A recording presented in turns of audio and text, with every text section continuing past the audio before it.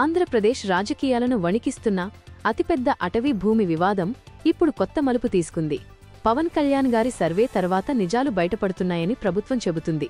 చిత్తూరు జిల్లా మంగళంపేట పరిధిలోని 76.74 ఎకరాల రక్షిత అటవీ భూమి అక్రమంగా ఆక్రమించబడిందని కూటమి ప్రభుత్వం అధికారికంగా ప్రకటించింది. ఉప ముఖ్యమంత్రి పవన్ కళ్యాణ్ గారు స్వయంగా ఏరియల్ సర్వే చేయగా ఈ విషయాలు బయటపడినట్లు వెల్లడించారు. ప్రభుత్వ ఆరోపణ ప్రకారం ఈ ఆక్రమణ కేసులో మాజీ అటవీశాఖ మంత్రి, సీనియర్ వైఎస్సార్సీపీ నాయకుడు పెద్దిరెడ్డి రామచంద్రారెడ్డి గారు మరియు వారి కుటుంబం కీలక పాత్ర వహించినట్లు అనుమానం వ్యక్తమవుతోంది. ఇది సాధారణ భూ వివాదం కాదు. అటవీ జోన్, రక్షిత భూములు మరియు లా అండ్ ఆర్డర్కు సంబంధించిన చాలా పెద్ద సమస్య. దీనివలన ప్రభుత్వ పారదర్శకత, ఫారెస్ట్ పాలసీస్, ల్యాండ్ ప్రొటెక్షన్ మీద భారీ ప్రశ్నలు వేసే అవకాశం ఉంది. రాబోయే రోజుల్లో భూముల రిజిస్ట్రేషన్లు, మ్యూటేషన్స్, వెబ్లాండ్ రికార్డులపై మరింత కఠిన నియమాలు వచ్చే అవకాశం ఉంది. ఈ కేసు ఎర్రచందనం, స్మగ్లింగ్ నెట్వర్క్స్తో సంబంధం ఉందా అన్న దానిపై కూడా విచారణ ప్రారంభమైంది. వైఎస్సార్సీపీ ఎంపీ మిథున్ రెడ్డి గారు ఆరోపణలను తీవ్రంగా ఖండించారు. ఈ భూమి 2000 నుండి 2001లో చట్టబద్ధంగా కొనుగోలు చేసిన ప్రైవేటు ఆస్తి. ఇది అటవీ భూమి కాదని 1981లోనే సెటిల్మెంట్ డైరెక్టర్ ప్రకటించారు. ఈ ఆరోపణలు రాజకీయ కక్షలు మాత్రమే అని స్పష్టం చేశారు. పవన్ కళ్యాణ్ గారు మాట్లాడుతూ, ఇది ఎవరిపైనా ప్రతీకారం కాదు, ఫారెస్ట్ ల్యాండ్ను రక్షించడం మా బాధ్యత.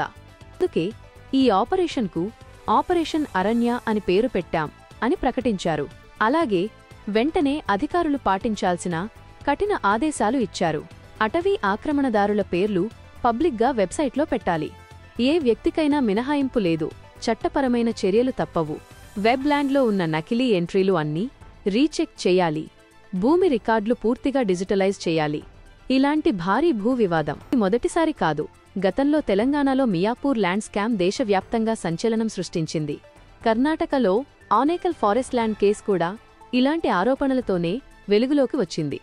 ఇవన్నీ ప్రభుత్వాల మార్పులో ప్రధాన చర్చాంశాలయ్యాయి. గతంలో జరిగిన కేసులు చాలా సంవత్సరాలు కోర్టులో నిలిచిపోయాయి.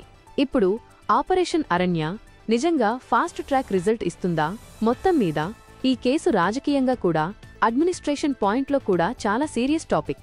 వాస్తవానికి భూమి అటవీ భూమేనా? పాత రికార్డులు ఎంతవరకు సరైనవి? కొత్త సర్వేలు ఏమి చెబుతున్నాయి? స్మగ్లింగ్ కనెక్షన్ ఉందా? ఈ ఆరోపణల్లో మీకు నిజం కనిపిస్తుందా, లేక ఇది రాజకీయ ప్రతీకారమా? మీ అభిప్రాయాలు కామెంట్స్లో తప్పనిసరిగా రాయండి. లేటెస్ట్ బ్రేకింగ్ న్యూస్, రాజకీయం మరియు అనాలిసిస్ కోసం మా ఛానల్ని సబ్స్క్రైబ్ చేయడం మర్చిపోవద్దు. బెల్ ఐకాన్ ప్రెస్ చేయండి. వెంటనే అప్డేట్స్ అందుతాయి.